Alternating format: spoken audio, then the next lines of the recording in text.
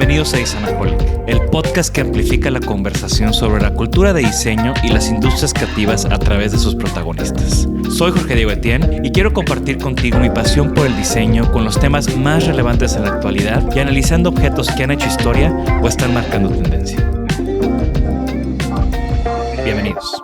Laura Noriega, diseñadora industrial, abarca el diseño de producto y de interiores, así como proyectos colaborativos y de investigación en temas como cultura y sociedad, técnicas artesanales y territorio, experimentación de materiales, tendencias, innovación, entre otros. Diseña y dirige talleres con diversas temáticas alrededor del diseño, el desarrollo y las tendencias, en congresos, foros y universidades en México y el extranjero. Es directora creativa y cofundadora de Tributo, la marca de diseño mexicano hecho a mano, que con su catálogo de productos para el hogar genera una cartografía de la diversidad cultural y material en México. Sus proyectos, en forma individual y colectiva, han sido expuestos en foros y exhibiciones nacionales e internacionales. En este episodio, Jorge Diego y Laura conversan sobre su camino profesional, la búsqueda alrededor del mundo por su intención creativa, el diseño como una eficiente manera de identificar y resolver problemas, así como la generación de valor a través del diseño. Bienvenidos a un episodio, a una temporada más de Design-aholic. Estamos abriendo esta tercera temporada desde Guadalajara con una invitada de honor que estoy muy contento que nos acompañe porque creo que nos hemos acompañado en nuestras carreras, ¿no? Sí, sí. Bienvenida, desde Laura. el inicio. Laura Gracias. Noriega con nosotros hoy. Muchas gracias por la invitación. Qué padre, bienvenido a Guadalajara. Qué bien que estés aquí. Pues ya sabes que me encanta, Sí. ¿no? Y siempre de alguna manera o en algún evento o en alguna cosa siempre coincido contigo cuando estamos aquí en Guadalajara. Claro. Y bueno, para mí era importante que estuvieras en el podcast porque tú, como diseñadora, tu marca, Tributo, tu proyecto, que me encanta, que lo conozco súper bien, pues también ha sido como parte de Design-aholic. Los hemos publicado desde que Design-aholic era un blog, escribía de ti, y nos conocimos y compartimos también como experiencias que ya platicaremos Sí. más, ¿no? No al mismo tiempo, pero muy similares. Entonces, bueno, bienvenida, Laura. Sí, mil gracias. Oye, Laura, Sí. ¿tú eres tapatía? 100%. 100%. De generaciones. De generaciones. ¿Y creciste en un ambiente creativo o cómo fue que llegaste al diseño? No crecí en un ambiente creativo directo porque ni mi papá ni mi mamá son diseñadores o arquitectos. Mi papá es ingeniero y mi mamá estudió educación y letras. Pero mis bisabuelos, en casa de mis bisabuelos sí se respiraba mucho el arte. ¿Aquí en Guadalajara Aquí en también? Guadalajara, O sí. sea, de generaciones eres... Sí, él pintaba de parte de mi mamá, ¿no? Y de parte de mi papá, mi abuelito tocaba el piano. O sea, sí había Afinidad. muchas afinidades. También en casa de mi abuela siempre estuvo llena de artesanías, muchos libros, mucha gente interesante que llegaba de visita. Entonces, de alguna manera, aunque no directa, sí indirectamente, pues tuve la fortuna de estar rodeada de una cultura muy interesante. ¿Y cuándo fue el momento donde dijiste... ¿Diseño? Diseño. Fue mi papá, en realidad. Bueno, siempre supe que quería estudiar arquitectura. Okay. O diseño, o sea, pasé por diseño de modas, diseño de calzado, arquitectura, y estaba en arquitectura cuando un día llegó mi papá, cuando estaba en la prepa, y con los ojitos así iluminados. Yo siento que mi papá, más bien, él debió de haber sido como arquitecto, o que él dice que hubiera querido ser físico, pero físico matemático, pero es muy creativo también. Y llegó con el plan de estudios de diseño industrial y me dijo: hija, creo que tengo algo que te va a gustar más que arquitectura. Uh-huh. Y yo, wow, enséñame. Uh-huh. Y me enseñó la carrera, la descripción, las materias, y dije, sí, tienes razón, ¿no? Y me inscribí. ¿Qué fue eso que te capturó? Me gustó la diversidad que existía, o sea, como la amplitud, ¿sabes? Porque el diseño industrial es muy amplio. Al final, lo mismo pasa con cualquiera, ¿no? Con arquitectura también, pero no sé, la escala me interesó mucho. o sea, una escala como más inmediata que el término arquitectura del espacio.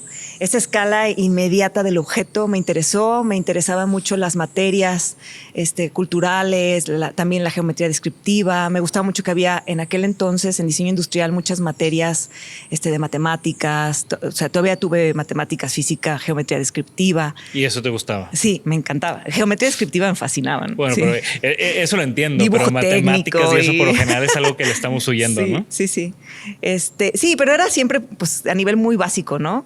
Como para entender las cuestiones creativas, ¿no? Y eso fue lo que captó, yo creo, mi atención. ¿Cómo fue? ¿Estudiaste en la UDG? Estudié en la Universidad de Guadalajara, sí. En el famoso Quad. En el famoso Quad. Ahí en la Barranca. En la Barranca no busqué en otros lugares porque en aquel entonces solamente estaba diseño industrial aquí en esa universidad y en la Autónoma. Estaba 100% interesada en estar en la UDG, en diseño industrial. O sea, me interesaba mucho el apellido que en aquel entonces tenía, ¿no? Claro. Me parecía como imponente y muy lleno de conocimientos. Que se ha estado perdiendo ese apellido. Bueno, sí. En el TEC ya se perdió y creo que en general como que los diseñadores están cada vez buscando trascender. No, y el futuro está en el pensador, yo digo, ¿no? Sí. O sea, el diseñador como el pensador. Pero bueno, pues eran los 90s y no había todavía un tema muy tradicional en la cuestión académica.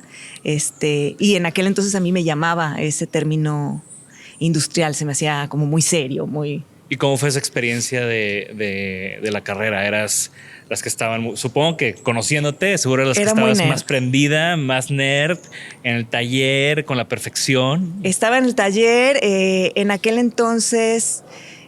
a mí lo que me interesaba mucho era irme de intercambio. O sea, me interesaba mucho hacer una parte de mi carrera en el extranjero. Y sabía que en la Universidad de Guadalajara había ese beneficio, que tú podías hacer intercambios y no tenías que pagar nada, ¿no? Ninguna anualidad, nada de colegiaturas ni nada. Y yo me acuerdo que la primera semana de clases en el Quad, lo primero que hice fue subir al piso 7, que era en aquel entonces en donde estaban intercambios, a preguntar, oye, estoy en primer semestre, acabo de entrar, ¿qué se necesita para irte de intercambio? Okay. Me dicen, bueno, en primer lugar necesitas cumplir tantos créditos, que eran 4 semestres, te puedes ir a partir de quinto y necesitas tener más de 85 de promedio. Y yo, papá, ¿y qué más? No, pues cartas de recomendación de los profes, venga, ya. Y pues me enfoqué mucho esos primeros 4 meses en tener todas esas cosas. Era una época en que todavía había muchas carencias en términos de comunicación. O sea, no había tantas revistas. No, el internet era apenas joven. Empezaba el internet, la gente pues no tenía laptops, yo no tenía un celular, ¿no? O sea, y lo que podía ver era lo que había en la biblioteca. Pero en aquel entonces la biblioteca del Quad era una joya, o sea, era una joya si tenías en cuenta que no tenías el acceso a internet y que en internet no estaba toda la información como ahora está, ¿no? Uh-huh. Entonces yo me la pasaba mucho viendo las revistas que estaban en el Quad porque tenían pues todas tenían todas las ediciones de Otágono, tenían todas las de Design Diffusion News, italiana, Interni, que pues en Sanborns llegaba una o dos y si no llegabas rápido te la perdías. No, y costaban un sí, o sea, era de regalo de cumple me puedes dar una revista. Sí. Yo todavía tengo la primera revista que yo compré el verano antes de entrar a la carrera de diseño, una ID. Ah, sí. Yo tengo todas mis revistas de esa época, sí. También tengo ahí bastantes. Sí. Y eran un tesoro. Sí. Porque era como, de nuevo, ahorita no lo pensamos porque todo está tan inmediato. O sea, ya ni siquiera es en la computadora, es el Instagram y estás todo el tiempo viendo cosas. Pero ahí te echabas la revista y estabas semanas esperando a que llegara la que sigue, para abrirla, para ver. Y por lo mismo que el contenido, yo creo que una de las cosas que me gusta de las revistas es que el contenido es como más preciado. Uh-huh. O sea, tú ahorita ves una noticia en un blog y ves 20 imágenes. Claro. Es demasiado exposición, ¿no? Sí. Y en una revista lees 2 hojas y ves 2 imágenes. Uh-huh. Sí. Entonces, como había una oportunidad, y también por eso Designaholic empezó haciendo un blog, para escribir, para describir, uh-huh, para profundizar. Sí, las cosas han cambiado muchísimo desde entonces. Sí. Y yo después después me di cuenta de, pues del valor que tenía realmente sumergirte a través de los ojos con esas revistas, porque no estaba rodeada de un ámbito de diseño, porque eran finales de los 90s. O sea, yo lo voy a decir así, pero estábamos muy rodeados de fealdad desde los restaurantes, lo urbano, no había tanto orden como ahorita ha intentado, ¿sabes? Los arquitectos están dentro del gobierno intentando que el urbanismo o no cerró, también los restaurantes, ahora cada vez vas a un restaurante y desde el menú está impecable, o sea, era la época en donde pues para rodearte de diseño tenías que ir al extranjero. Claro. De ese diseño que yo necesitaba como para pulir el ojo, como para... Cuando me fui después a vivir a Japón lo entendí todo. O sea, entendí la importancia que tiene poder contemplar cosas bellas desde que eres pequeño, para poder ir puliendo y educando a tu ojo hacia el orden, hacia el equilibrio, hacia el contraste. Todos estos términos que a lo mejor en fundamentos del diseño nos los intentaban explicar y luego salíamos al caos de la ciudad y no hay más, o sea, no lo ves en ningún lado, ¿no? Claro. Y justo, digo, creo que podríamos hacer todo un episodio nada más hablando de Japón, porque es una experiencia que compartimos. Pero yo en Japón también entendí por qué estamos de alguna manera rodeados de esa fealdad o bueno, cada vez menos. Ese tema de la relevancia del diseño y de la artesanía en la vida cotidiana de la gente, ¿no? O sea, por más de que son chavos que se acaban de mudar y están apenas con su depita, tienen su set de té hermoso, ¿no? Por más de que es la estación de autobuses en el pueblo remoto, funciona perfecto, se siente perfecto, se ve muy bien, hay un orden, ¿no? Es que eso te da tranquilidad, te da calidad de vida.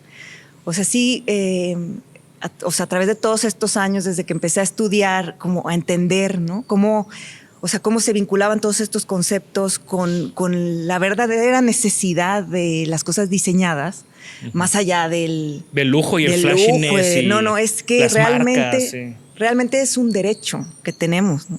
Es un derecho que tenemos a lo correcto, al orden, a lo equilibrado, a lo justo, ¿sabes? A esa belleza, ¿no? El derecho a la belleza. Rodearnos de esa belleza para tener calidad de vida. Entonces, ¿tu intercambio fue a...? Ese primer intercambio que hice cuando iba en quinto semestre fue a Barcelona, España. Hablando de orden y de belleza.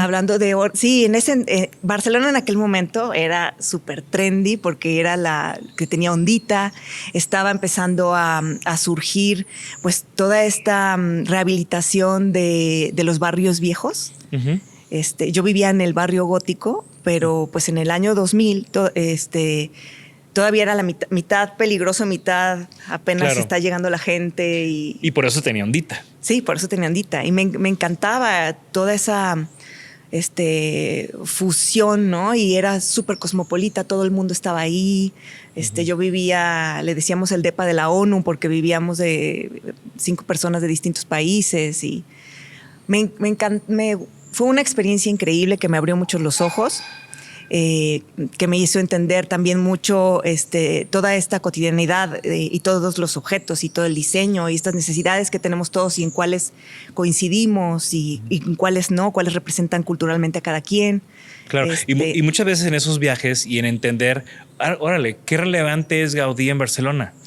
¿Quién es los personajes, no? ¿Quién es ese personaje, no? Bueno, ¿quiénes son los personajes? Regresas a Guadalajara de seguro y dices, bueno, ¿quiénes son los personajes de Guadalajara? ¿Quiénes son los que construyeron la imagen de aquí, no? Exacto. ¿Quiénes son esos personajes que le dieron forma a estas ciudades, que ahora son el orgullo de todo mundo y visitamos, ¿no? Claro, y que tal vez antes, no que pasaban desapercibidos, pero estaban normalizados, ¿no? Sí. Pasas por esa escultura todos los días, pasas por esa casa de vez en cuando, visitas ese barrio y es normal. No hacías referencia, ¿no? De quién está construyendo tu propia ciudad, ¿no? Uh-huh. Y te fuiste a Barcelona, experiencia increíble. ¿En dónde estuviste allá? Estuve un año, estuve en la Universidad Autónoma de Barcelona. Un año, wow. Me quedé un año.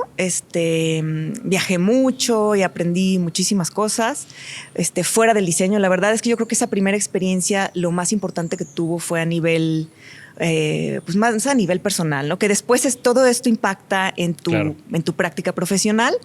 Pero sí, yo la veo como muy alejada de la academia. Esta primera experiencia de un año para mí fue más en términos de, pues, de entender la vida y la cultura, más Y que nada. entenderte a Sí. ti y Sí. de alguna manera batallar, ¿no? Porque si ahorita, por más, o sea, ahorita con toda la tecnología, que de nuevo, creo que nuestra generación que nos ha tocado esa transición, ¿no? O sea, Sí, nosotros sí. nacimos sin celular, nacimos Sí. sin internet, nos tocó, ahorita estamos súper sumergidos en Sí. todo eso, pero nos tocó viajar sin Google Maps, Claro, nos tocó viajar sin Google Uber, Maps. ¿no? O sea, y todo ese tipo de Rentar un depa cosas. sin buscarlo en internet. Era una osadía, o sea, Sí, sí, sí.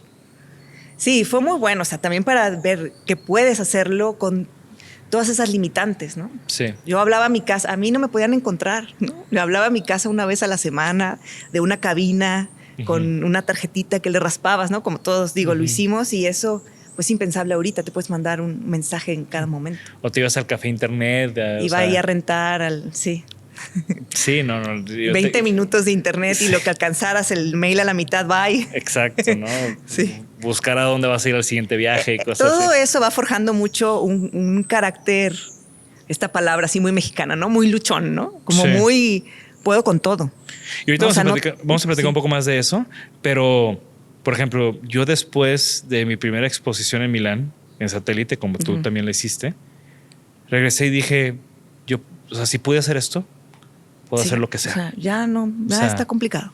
Pues fue algo tan difícil que, Sí, ¿no? Y estoy seguro que es un sentimiento compartido, ¿no? así es. Regresas a Guadalajara, regresas a terminar a la UDG. Regreso a terminar y como me había gustado tanto, subí al piso 7 inmediatamente la primera semana que regresé y tac, tac, tac. Oye, ¿qué se necesita para hacer un segundo intercambio? Y Otra ella, carrera. no, Casi. pues nadie lo ha hecho, pero no dice ningún lado que no se pueda. Déjame leer. Pues solo espera un semestre y luego vuelves a aplicar. Entonces me volví a ir de intercambio. ¿Otra vez a Barcelona? No, ahora me fui a Chile. Ok. Fui hay cuestiones personales que tenía mucha curiosidad sobre el país. Como te contaba de mi familia materna, había mucho amigo chileno que había llegado en el golpe y yo admiraba mucho a una tía que había trabajado mucho con ellos y que en aquel entonces la veía muy seguido y tenía mucha curiosidad de entender todo lo que platicaban sobre Chile, ¿no? Sobre la cordillera y también me hablaban que había mucha influencia del diseño nórdico allá, sobre todo en el sur. Entonces me fui al sur y fue una experiencia increíble también. Fue una manera de ver el diseño totalmente diferente a como me la habían presentado aquí o la había conocido en Barcelona. Aparte, o sea, tengo buenas amistades con diseñadores chilenos. Coincidiste en Decode con Rodrigo Bravo, ¿no? Ah, creo que sí, sí, sí. Y dio una conferencia increíble y es un gran amigo. Y para mí, o sea, él o Cristian Domínguez de Andes House, ¿no? Siento que tiene un acercamiento muy diferente al diseño que también es como muy refrescante de alguna manera. Una gran sensibilidad, son muy profundos, muy poéticos, leen mucho. Entonces también fue una experiencia, también esa experiencia para mí, aunque esta sí fue más académica que en Barcelona. O sea, en Barcelona me la viví viajando así, Europa, así como queriéndome comer el momento y la experiencia. Chile fue más contemplativa, ¿no? Porque estaba en un solo país, sí, viajándolo, conociéndolo y entendiendo también cómo el paisaje, la cordillera, esa conexión que tienen con la naturaleza, ese respeto de la naturaleza, también de ese espíritu revolucionario que en aquel entonces los jóvenes todavía tenían, ¿no? Ese espíritu que aquí, pues en México, pues no hay. Aunque nos duela, pues no. Ya ves que decían que ser joven y no ser revolucionario es una contradicción, pero en realidad yo lo veía aquí y allá pues todavía había pues estas conversaciones acaloradas sobre temas sociales y políticos que nos afectan a todos y mucho el tema colectivo también que tampoco lo veía tanto aquí. O sea, esa colectividad en la escuela, de estar todos juntos, de ir de viaje todos juntos, de crear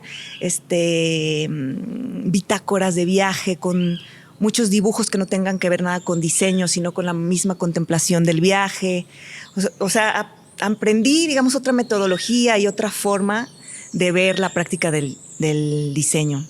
También desde el apoyo mutuo y la colectividad, y los profes en aquel entonces, cuando yo estudiaba aquí, pues el profe era una figura más tradicional, ¿no? Del profesor que está allá. Acá estaban ahí contigo, ¿sabes? En el chavos, más como es un poco ahorita. Y para mí fue también muy refrescante, ¿no?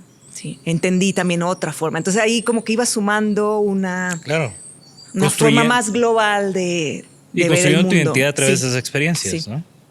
Y bueno, ahora sí ya regresas y te gradúas o... Regreso, me gradúo y empiezo a trabajar y digo, o sea, después de haber vivido estas experiencias dije, yo no puedo todavía estar aquí, necesito volverme a ir.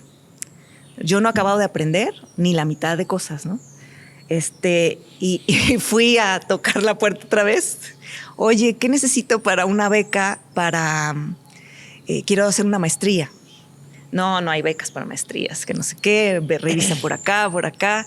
Y yo, bueno, ¿pero qué se necesita? Y ya no, pues en aquel entonces se necesitaban 2 años de experiencia para poder aplicar a una maestría. Ahorita sabes que puedes entrar directo después de la licenciatura. Y pues me esperé esos 2 años, estuve trabajando aquí en Guadalajara. Siempre me quedó el gusanito, me gustaba muchísimo hacer plantas y alzados. Y yo había aprendido a hacer plantas y alzados porque cursé una secundaria técnica en donde llevé dibujo técnico 3 años. Y después llevé dibujo técnico en la prepa. Entonces me encantaba. Y traía todavía el gusanito del diseño de interiores. No tanto sí de la arquitectura, sino más bien de la escala del alzado y lo que hay dentro de la casa, ¿no? Y el detalle, supongo. Sí, más hacia el objeto, pero sí, pues entendiendo la escala arquitectónica. Y estuve trabajando aquí en el ámbito del interiorismo, en cocinas, en closets, en exhibición, que sí es producto, pero es como más... ¿Industrial? Sí es producto industrial, pero es una escala pues más espacial, ¿no? Sí. O sea, como ya yéndome un poco más arquitectónica. Y fue en esos 2 años que decidí, porque todavía no sabía en qué quería hacer la maestría, que la quería hacer en arquitectura de interiores para quitarme ese gusanito, sobre todo porque yo quería estudiar arquitectura antes de diseño industrial. Y me fui a Milán. Estuve en Milán 1 año, estudié en el Politécnico de Milán, arquitectura de interiores, y estuve trabajando allá. Cuando llegué, como a los 2 meses, ya tenía trabajo en un estudio de arquitectura que hacían también interiorismo, que se llama Proyecto HMR, y aprendí muchísimo ahí, porque estaba estudiando la maestría al mismo tiempo que estaba trabajando en proyectos reales, ¿no? O sea, me tocó hacer el interiorismo del headquarters de Campari, de Cisco System, de Milán, de gimnasios. Entonces, fue increíble porque además éramos como 4 interioristas y todos los demás arquitectos. Y fue la primera vez que me sentí además muy valorada, o sea, que sentí que se valoraba mi opinión y que se confiaba en mis decisiones, porque nadie me revisaba, ¿no? O sea, yo llegué a hacer layouts, distribuciones de plantas, y yo, ¿y a quién se la llevo para que me revise? ¿No? Y ya, no, pues... ¿Al cliente? Ya está. Y Laura prepara la presentación al cliente. Yo me preparaba los PowerPoints, porque en aquel entonces se hacían todos en PowerPoint. Una vez llegó el capo proyecto, el jefe de proyecto, Laura, a regañarme, ¿no? Después de una presentación.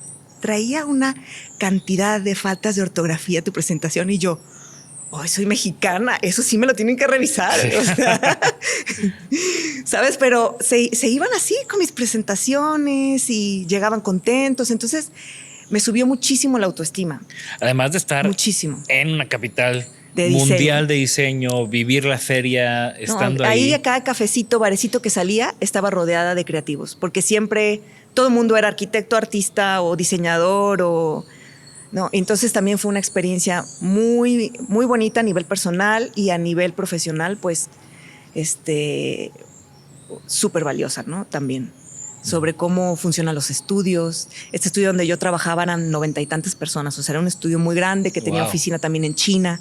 Me tocaba ver los master plans que llegaban. Entonces, estaba fascinada. No tenía ninguna intención de regresar a México. ¿Y entonces qué pasó? No lo sé. Algo pasó. que regresé a México, extrañamente, sin una razón. Simplemente un día decidí regresar y cuando regresé me topé con unos años medio de depre porque no sabía en dónde podía encajar, ¿no? Me había ido como diseñadora industrial, habría regresado como arquitecta de interiores y no encontraba mi lugar, no encontraba ese proyecto que quería trabajar. Empecé a trabajar en diseño de interiores aquí y después empecé a dar clases con Rami. Con Ramiro Estrada. Con Ramiro en el TEC. Ok. Yo no quería, así yo no quiero. Ya estaba dando clases en el Quad. Cuando regresé, al final sí me gané una beca para hacer la maestría y tenía que regresar a dar las mismas, el mismo tiempo que obtuve la maestría, la beca, que fue un año, tenía que dar clases, ¿no? Pero pues no hay plazas, ¿no? No hay plazas en la Universidad de Guadalajara para que yo entrara, pero me puse necia que yo tenía que tener una razón por haber regresado y que tenía que ser, pues, pagar mi maestría. Entonces tenía que dar clases en el Cuadra como del lugar. Por fortuna, una maestra se fue de doctorado y me dejó su salón y empecé a dar clases ahí, ¿no? Eso, empezar a dar clases para mí fue como volver a estudiar diseño industrial en otra época, con otros ojos. También fue una experiencia increíble. Y además, cuando entré a la universidad privada, todavía mejor, porque estaba dando clases en las dos al mismo tiempo. Entonces, era como tener dos carreras de diseño industrial con dos métodos, con dos ideologías distintas, con estudiantes diferentes, porque los dos eran muy distintos. Sí, mis alumnos, los perfiles eran muy distintos, mis alumnos del Quad, o sea, igual de talentosos, pero pues tenían realidades muy distintas. Y también fue muy enriquecedor para mí esa época en la que estuve dando clases 6 años. Estuve dando clases primero 4 años en las dos universidades, al mismo tiempo que hacía proyectos. Y fue cuando empecé a meterme al producto de nuevo y surgió todo muy espontáneo por una cuestión de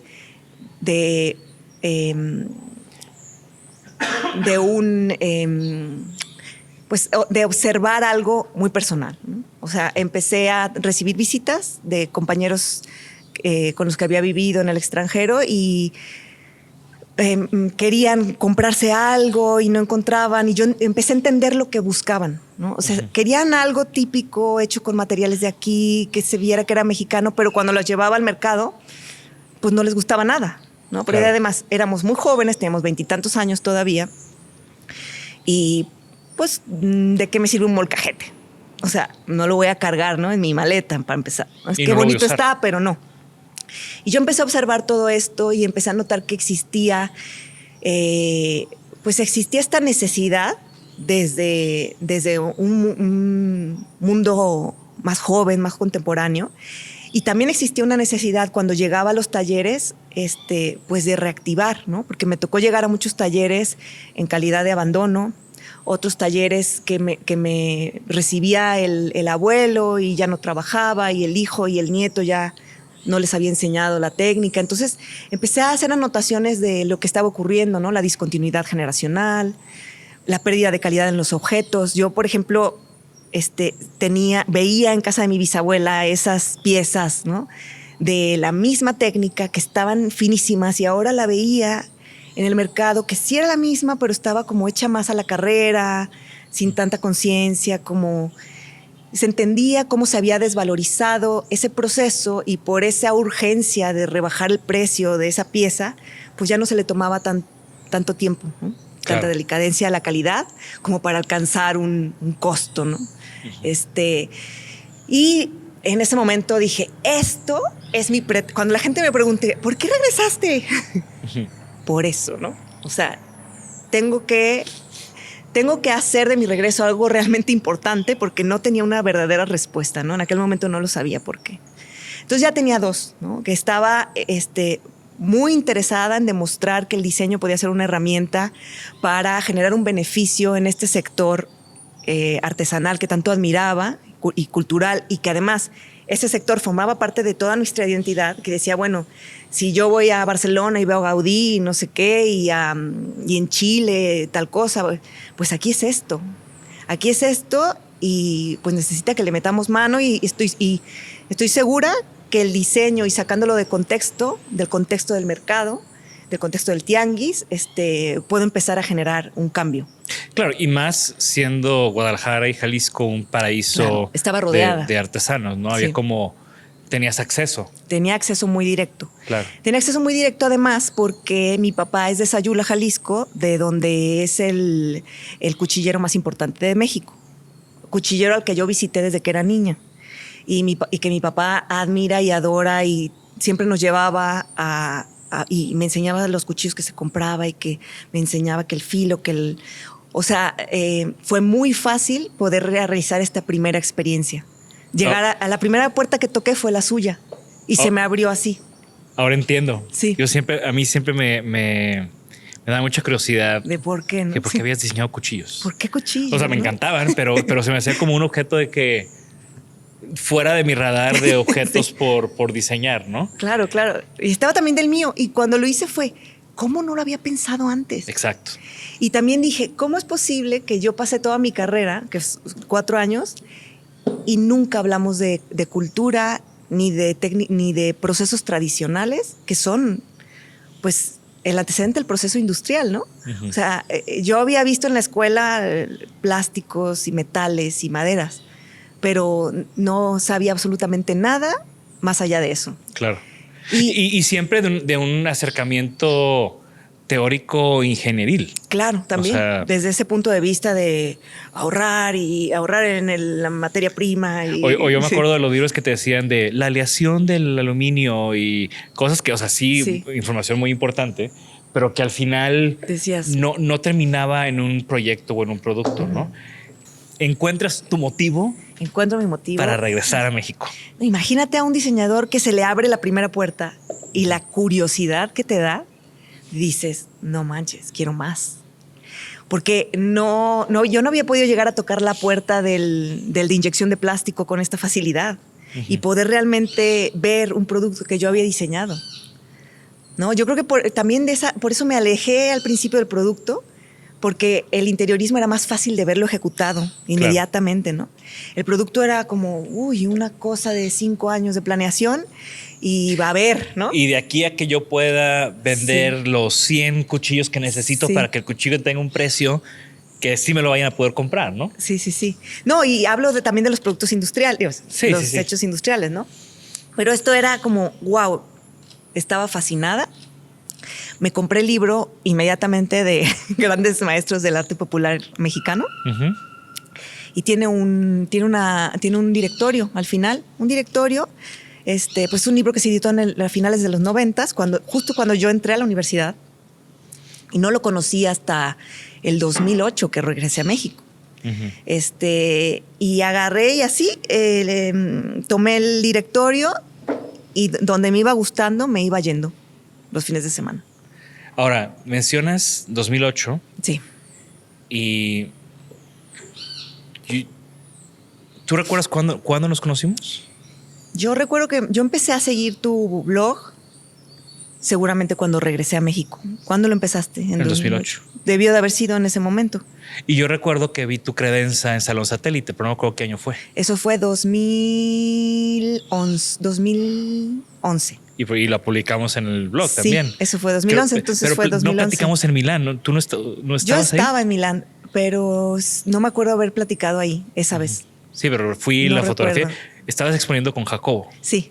Me acuerdo que con él sí platiqué. Sí. Nos turnábamos. Entonces, cuando estaba él, no estaba yo. Okay. Y cuando estaba con yo, razón. no estaba él. Sí. Pues es que hay que ver todo lo demás que hay. No, y es que además vas y quieres ver todo. O sea, ir a la feria no solamente es exponer. Digo, ya cuando vas como expositor serio, pues ya se te va así. Pero a esa edad que también querías pues empaparte el ojo de todo lo que estaba ocurriendo, pues sí, es muy bueno dividirte porque entonces puedes gozar de las dos cosas, ¿no? De exhibir y de ver. Y siempre es una sorpresa. O sea, yo recuerdo la primera vez que fui a la feria fue en 2008.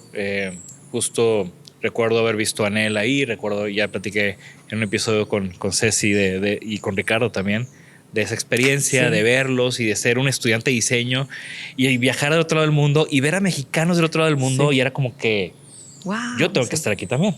Eventualmente yo voy a estar ahí también.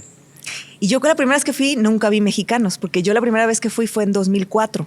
Ujú. Y en 2004 todavía la feria se hacía en Loto Fiera, Sí. todavía no se hacía en Ro.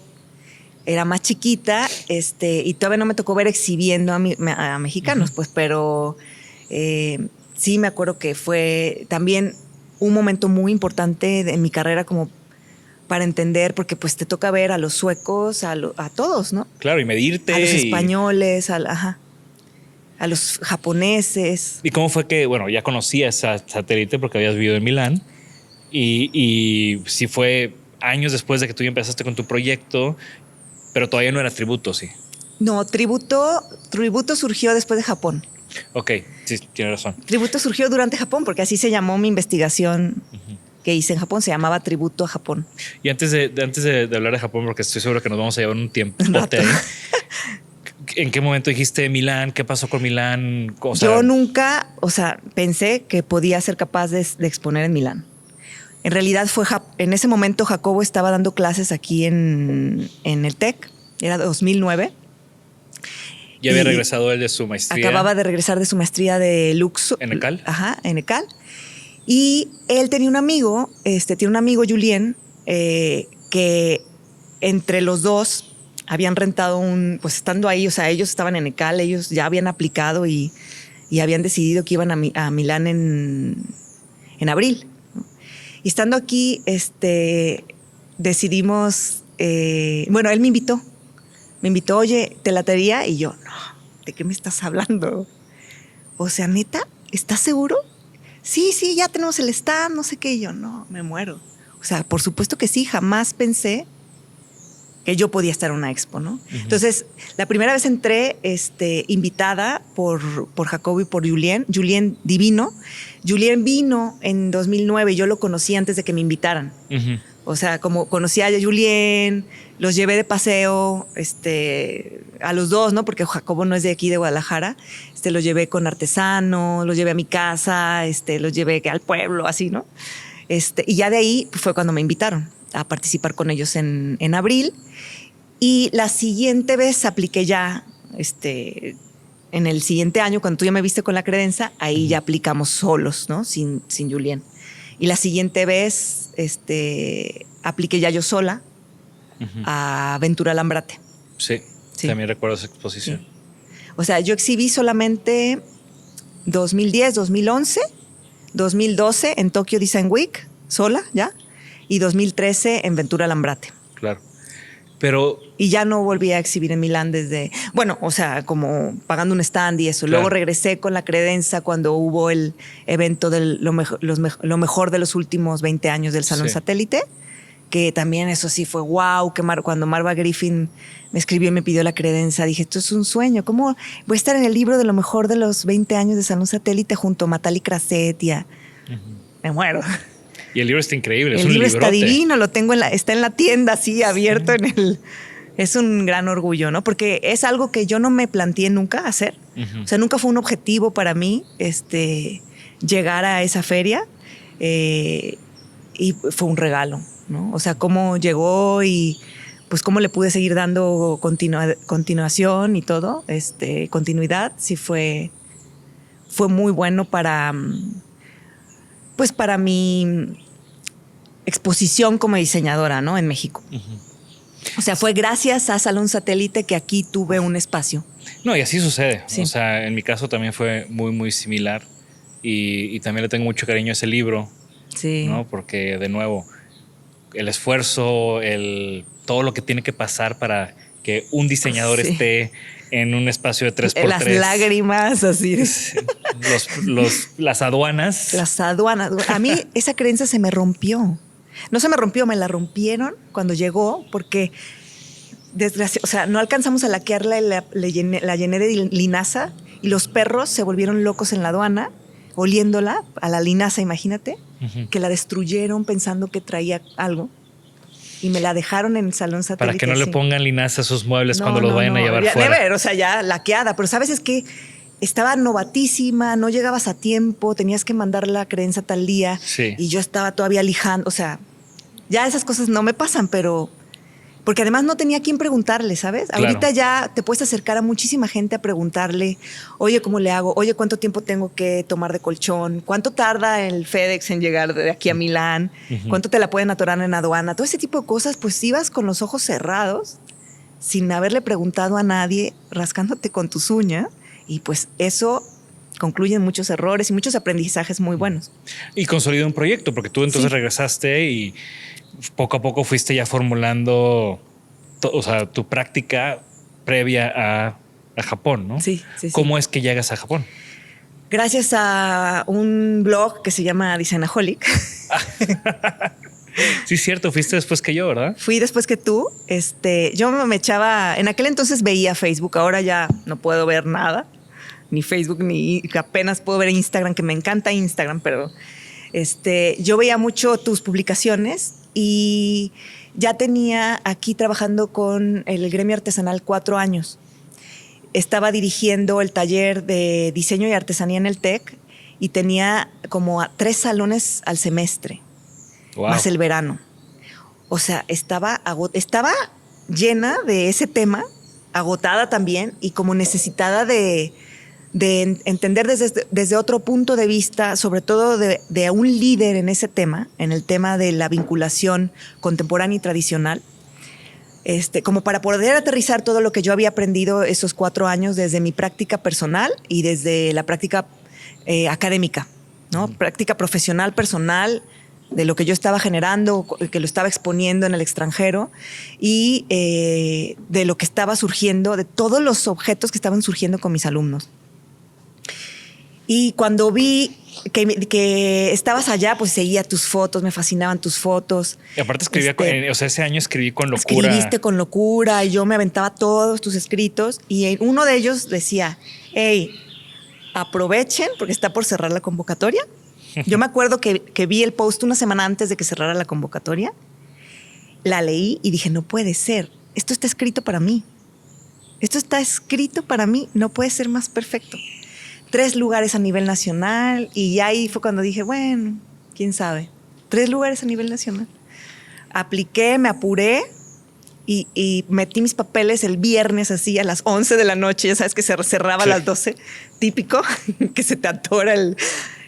Y me aceptaron al mes o a los 2 meses salieron los resultados y no lo podía creer. O sea, empecé con las entrevistas primero. Cartas de recomendación y demás. Todo esto y ya, me gané la beca, ya iba hacia Japón, lo necesitaba, lo ansiaba, y ya, o sea, ahorita digo, pues sí, claro, era para mí, así surgió, yo jamás me hubiera podido enterar. Se siente chido. Se siente muy chido. Se siente chido escuchar eso. Y luego ya de ahí, sí. No, siempre aparte, me acuerdo. O sea, y sí me llegaron a hacer el comentario los de la convocatoria, porque antes era algo, pues como muchas convocatorias de entidades federales que nadie se entera. Me decían, o sea, la gente de ahí me dijo, oye, fuimos de recibir 5 aplicaciones para que se vayan 3 a recibir 100, ¿no? O sea, una cosa así exponencial, ¿no? Y me ha tocado, pues mucha gente se acerca, me pregunta, he escrito varias cartas de recomendación. Se ha ido mucha gente. También. Se ha ido mucha gente muy querida, como Gerardo Ocio. Sí, Luis Vega. O sea, Luis Vega, después de que cuando volví, regresé a trabajar a Oaxaca, conocí a Luis. Ajá. Y Luis se fue el siguiente año. Claro. Sí. Y entonces en Japón, con nuestro querido Yamamoto Sensei, sí. Empiezas a formular tributo. No, yo llegué con todo. Pero imagínate, ya traía 4 años trabajando con artesanos. Yo traía una metodología y además no yo solita, o sea, me aventaba grupos de 60 alumnos revisando proyectos y procesos de producción y plano, que traía un ritmo muy de mucha chamba y ya había tenido las otras experiencias internacionales y para mí era como un helado que se me iba a derretir. O sea, ya sabía que no es para siempre, ¿no? O sea, dije, tengo 8 meses para hacerlos valer muy fuerte. Y esa es la actitud que tienes que tener en ese tipo de convocatorias. Ajá, o sea, y este es mi helado y se me está cayendo ya desde el minuto 1, ¿no? Mi helado de matcha. Sí. Y entonces llegué con todo. En la primera, llegué ya con un stand en Tokyo Design Week. Y cuando llegué a mi junta con Yamamoto Sensei, me dice, bueno, cuéntame tu proyecto. Y aquí estás. Yo, mira, ya visité, porque yo ya había empezado mi investigación antes de llegar a Kioto. O sea, había empezado a viajar a los talleres artesanales desde antes Sí, los meses que de el mes empezar previo. oficialmente, el mes que estuve estudiando japonés, Sí. marzo y abril. Y no, yo ya traía, Yamamoto empezó a decir, no, tienen que visitar esto. Y yo, sí, ya fui. Tienen que visitar esto otro, ya fui. Y él me empezaba a ver así como, ¿qué le pasa a esta vieja? Sí, también ya fui. Y ya al final era como, a ver, ¿me puedes explicar tu proyecto? Y yo, sí, es que quiero hacer esto, quiero visitar todo esto y quiero hacer colaboraciones con todo esto. Ujú. Y lo que salga, lo voy a exponer en noviembre en tal stand. Ya lo tengo, ya me aceptaron, así en Tokyo Design Week. Y él era como, wow. Bruto. Porque además sabía que ya iba a desperdiciar mi tercera oportunidad del Salón Satélite. Claro. Porque te acuerdas que puedes exhibir Sí. 3 años seguidos. Ujú. Yo había exhibido el 2010, el 2011 y ya no iba a exhibir el 2012. Entonces dije, necesito este año continuar con el mismo discurso, ¿no? Claro.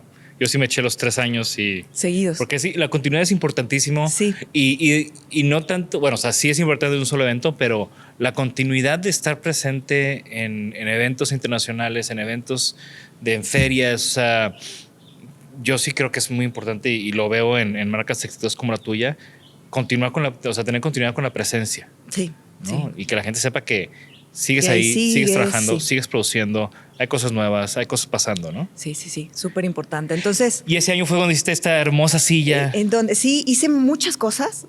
Trabajé con bambú, pero en clases así con el maestro de bambú más importante, que estaba en Osaka. Visité a los cuchilleros de Osaka también. O sea, me visité. ¿Hiciste cerámica en Kiyomisadera? En Kiyomisadera hice cerámica, pero porcelana. Sí. Y hubieron proyectos que no alcancé a terminar porque también pues era muy ambicioso de mi parte, que era abarcar tanto, siendo yo así, la estudiante, ¿no? Mexicana, mujer, quería hacer demasiadas cosas. Claro. También, Yamamoto Sensei me llegó a decir, Choto. tomate kudasai. Dijo, también tienes que disfrutar. Y yo, es que estoy disfrutando. Sí. No, pero disfrutar sin hacer nada. Vete a tomar un café, a tomar un helado de matcha, a contemplar el jardín Yamamoto zen. estaba como... No estaba acostumbrado a eso, porque nosotros también, o sea, Kitsia y yo, pues Sí. imagínate, Kitsia y yo Sí. un año antes también estábamos También, así así, como locos revolucionados. queriendo hacer todo, ¿no? Y lo mismo, ¿no? Nos querían frenar y nosotros, no, es que estamos Sí. aquí 8 meses, Sí, tenemos que o sea, exprimir. hay que hacer o algo. sea, preséntame quiero ir acá y Sí. ¿qué más, no? Sí. Y también, gracias a un post tuyo, también conocí la fábrica de Maruni. Ujú. Y todavía tengo relación con Koda-san, Qué que es tipazo. tipazo. Siempre que voy a Milán, yo también lo toco base saludo con- y todo. Y no, pues la verdad fue una experiencia increíble. También continúo en contacto con mucha gente que Sí. conocí allá y aprendí muchísimo y entendí muchísimo de que iba, o sea, también me sirvió para reforzar que iba por buen camino. O sea, que todas esas ideas que traía no estaban equivocadas, no estaba loca y que no era, como también me decía mucha gente, que no era rentable y que no era no sé qué. Y como allá encontré cuál es el esquema, cuál es este paralelismo que tiene que seguir, este respeto por lo tradicional, en donde que hay que cuidar, ¿sabes? Que no hay que tratar de borrar para que llegue la modernidad, sino paralelamente de qué manera se construye otra ramificación, ¿no? Ujú. Que no tienen ninguna intención de opacar la otra, ¿no? La tradición, sino que simplemente pues es una cuestión que necesita generarse para seguir creciendo, ¿no? Ujú. Y regresé también pues revolucionada con este proyecto en donde ya pues había un discurso muy sólido, una filosofía. Es ahí donde surgieron, en esta investigación surgieron todos los eslogans de tributo, que es Hans Poetry, emocionantes viajes a través de la arquitectura, emocionantes viajes a través de la artesanía, y rendir tributo por medio de objetos a la poesía de las manos. O sea, y eso fue gracias a Luis Vega, que después lo lo tomó de una entrevista que alguien me había hecho, que yo a veces hablo y digo cosas y no las escribí, no, nunca más. Eso lo dije yo. Yo lo dije así. Me pasa. Y Luis, cuando regresé a México, me llegó otro regalote de la vida, porque no sé si te pasó, pero da una depresión post-Japón. Claro. O sea, después de venir de tanto orden, de tanta belleza, que a mucha gente puede no gustarle, pero a mí me fascinaba porque soy estructurada. Yo estaba comodísima ya, me parecían perfectas todas las reglas. A mí Todas. yo sentía que el día duraba 36 horas. No, yo también, o sea, me alcanzaba más la vida. Era feliz en mi bicicleta para todas partes. Yo creo que ha sido el año más bello a nivel así personal, de algo que haces tú solo. Uh-huh. Y también... Más bello así, más y increíble. es eso, ¿no? Como que esa soledad está también súper interesante. Muchísima reflexión. Sí. Yo, cuando me preguntan que describa o que platique sobre Japón, yo siempre les platico a la gente que todos los días batallaba para dormir.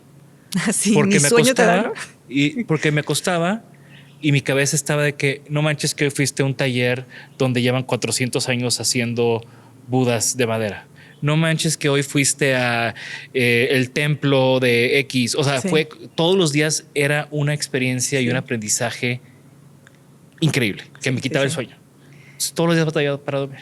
Yo ahí también, viviendo en Japón, me surgió otro eslogan que tuve muchos años en mi Instagram. Ya ves que te le ponías ahí una descripción, que se llama Beauty Feeds. La belleza alimenta. Porque me di cuenta, dije, a ver, no tengo hambre, no tengo sueño, no estoy cansada. ¿Qué me está pasando en este país? ¿No? O sea, ¿qué me está pasando?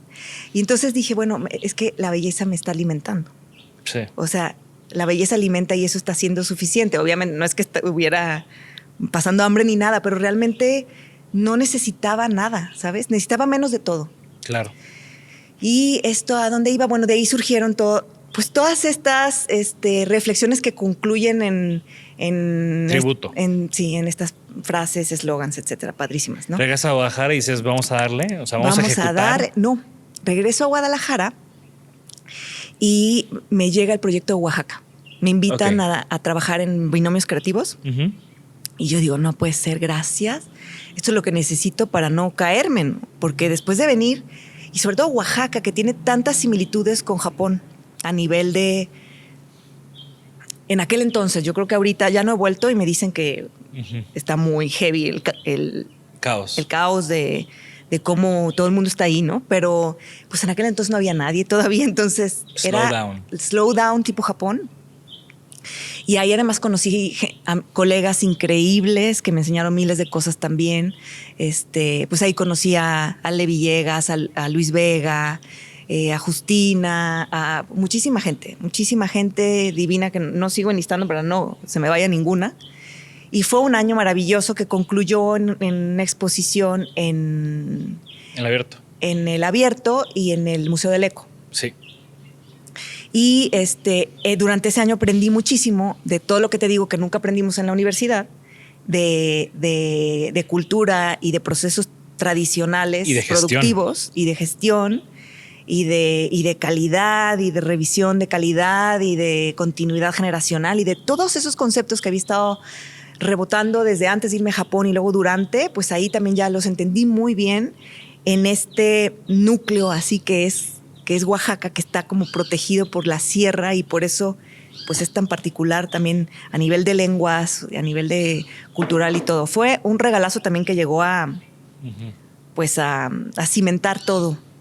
Y ahí mi hermana estaba viviendo en Argentina, estaba haciendo un máster y Gaby fue la que me decía, Laura, es que tú aquí tienes una marca, ya tienes el logo, tienes los eslogans, tienes la colección, tienes que vender esto. Y yo, no, zafo. No tienes idea de lo que es tener una marca, o sea, ¿cómo? ¿Sabes? Inventarios, stock, control de calidad, producción, no, me vuelvo loca, no puedo. Y Gaby, a ver, préstame todo lo que hiciste y yo la hago mi tesis de maestría. ¿Maestría en? Estaba haciendo una maestría en marketing internacional en la Universidad de La Plata, en Argentina. Ok. Y yo, venga, le pasé todo lo que tenía y me fui a Oaxaca. Y mi hermana ese año estuvo trabajando en su tesis, se graduó con honores por esa tesis que hizo sobre tributo. Y firmamos a mediados del 2013 nuestra sociedad, nuestra SADCB, que se llama Manos Anónimas. Fui a Argentina a que la firmara, porque ya todavía vivía allá. Y Luis Vega nos diseñó la identidad. Y Luis Vega lo entendió todo. O sea, tan lo entendió que hasta sacó, yo le dije, pues estos 2 eslogans, ¿no? Uh-huh. Hasta sacó pues la filosofía completa. Y cuando me la entregó, así, lagrimitas, ¿no?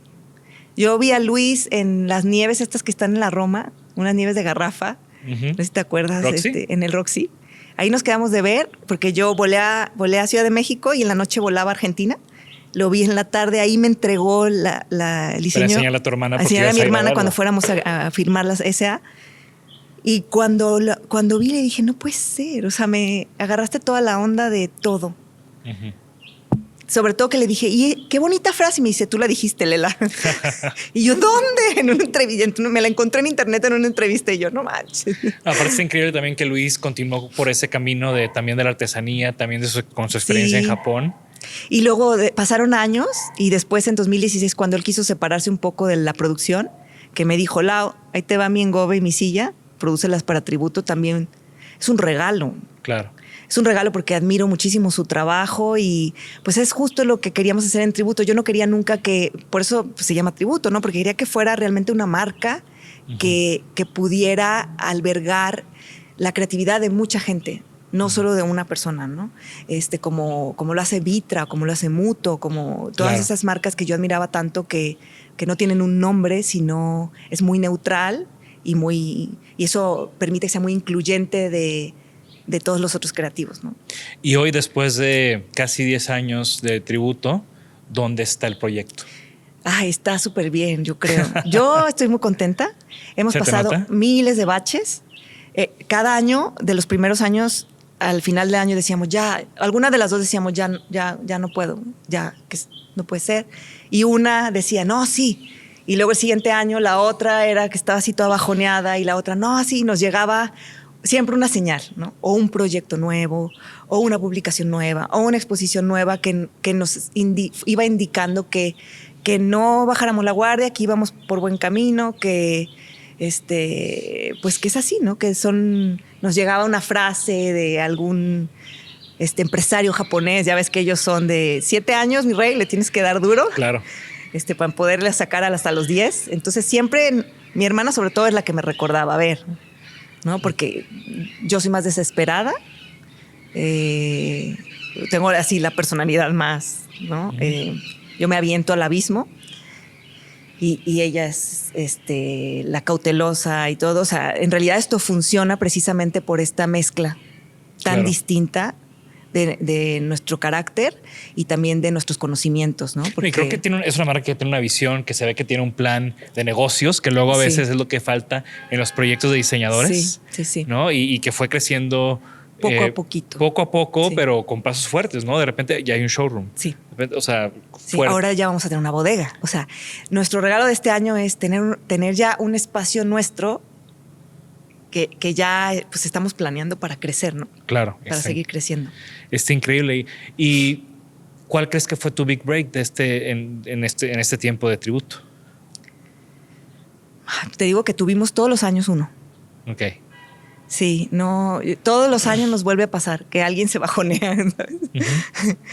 Y hay un pico. Y siempre hay así, a los 2 días algo pasa y llega la otra y dices, ¿ves que sí va bien? Que sí.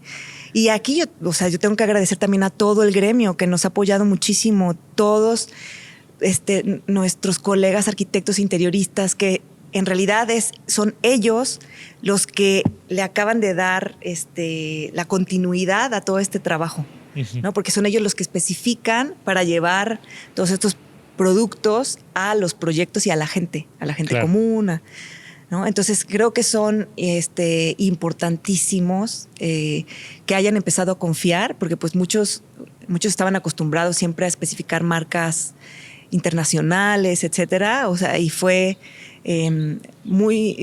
sabemos que es fue una decisión, ha sido una decisión arriesgada para todos ellos, ¿no? Decir, ay, pues voy a especificar a la mexicano y a ver si al rato tengo problemas de calidad y no sé qué, ¿no? O sea, agradecemos muchísimo la confianza que nos tuvieron y que nos siguen teniendo y ese compromiso que tienen en seguir apoyando el gremio, ¿no? Ahora veo como un gremio que está trabajando juntos. Es un engrane que está avanzando porque estamos todos como en el mismo canal, ¿no? Sí. O sea, no es la chamba de uno, es el trabajo de muchísimas personas. Las relaciones que se construyen cuando estás en la misma trinchera. Sí, sí, sí. ¿Y algún aprendizaje que quieras compartir con nuestra comunidad?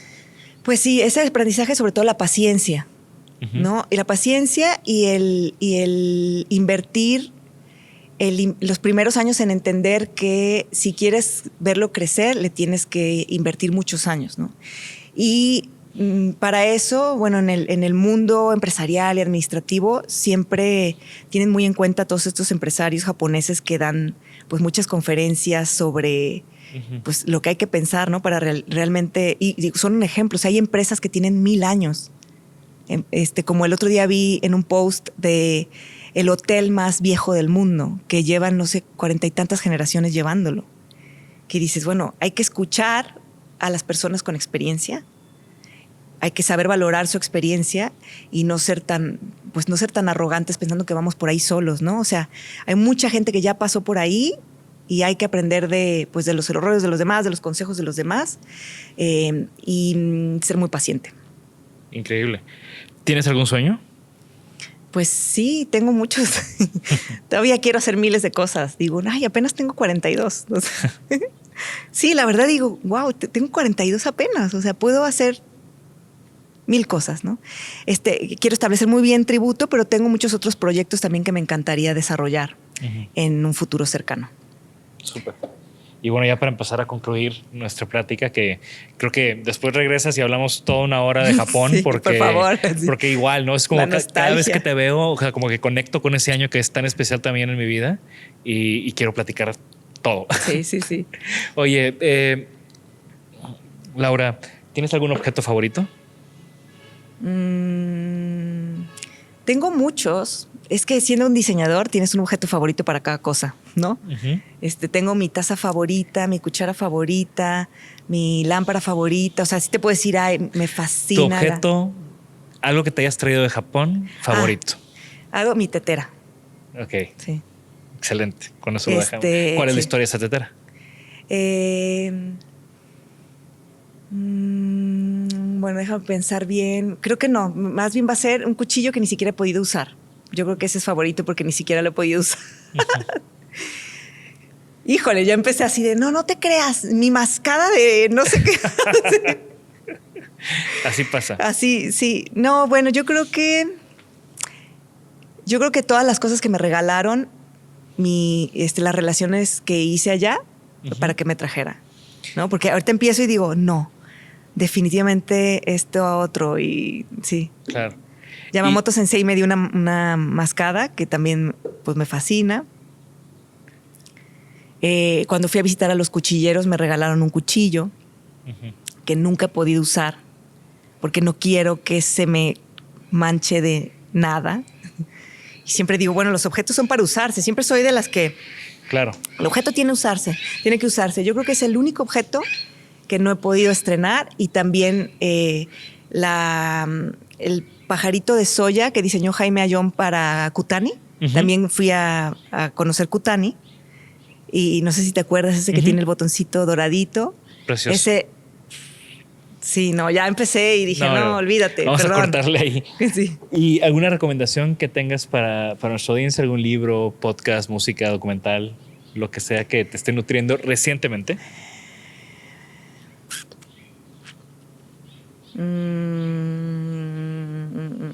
Bueno, para todos ellos que me preguntan sobre que les interesa el tema de la artesanía, pues sí les recomendaría que hagan como yo, aunque es un libro viejo, pero ya hay nuevas ediciones sobre Latinoamérica también. Estos libros de grandes maestros del arte popular mexicano, si quieren saber qué hay, qué se hace, dónde se hace, quién lo hace, desde cuándo, en qué pueblito, de qué estado, esa es como la Biblia del que quiere saber de artesanía, ¿no? Claro. Y si les interesa mucho el tema también a nivel internacional, el artesano desconocido de Yanagi también es muy bueno. Buenísimo, Sori Yanagi, para que lo vean. Sí. Laura, muchísimas gracias. Gracias como por la siempre, invitación. Disfruté bastante platicar contigo. Gracias, yo también. Me duele tener que cortar esta conversación, Sí. Pero bueno, creo que da para mucho más. Gracias. Gracias. Y gracias a Casim Vera, que nos ayudó a poder grabar hoy en este increíble espacio. Estamos en la casa taller de José Clemente Orozco, aquí en Guadalajara. Un hermoso edificio modernista de grandes arquitectos de Guadalajara, con un gran mural de José Clemente Orozco que espero en algún episodio lo podamos también, que sea parte del escenario. Y gracias a Jorge detrás de las cámaras y nuestros patrocinadores, por supuesto. Gracias a todos ustedes que nos están acompañando en esta nueva temporada, la temporada número 3 de Designoholic. Recuerden que la mejor manera de agradecer a nuestros invitados, de generar comunidad con nosotros, es yendo a nuestras redes, comentando sobre los posts que haremos de Laura en nuestro canal de YouTube. Estoy seguro que Laura va a estar muy pendiente, si no es que hasta les contesta por ahí. Así que, ¿qué les gustó? ¿Qué les gustó? ¿Ya conocían Tributo? ¿Les gusta el diseño japonés? ¿Qué aprendieron en este episodio? En fin, la conversación continúa en nuestras redes. Gracias a todos ustedes. Esto fue Designoholic. Gracias. Adiós. Gracias por escucharnos. Por favor, suscríbanse al podcast y síganos en nuestras redes. Nos pueden encontrar como Designoholic MX. Y para que la conversación continúe, deja tu comentario. Me interesa mucho conocer tu opinión. También te puedes registrar a las 5 de la semana un newsletter con lo más relevante del diseño, arte y arquitectura directo en tu mail. Mi nombre es Jorge Diego Etienne y esto fue Designoholic.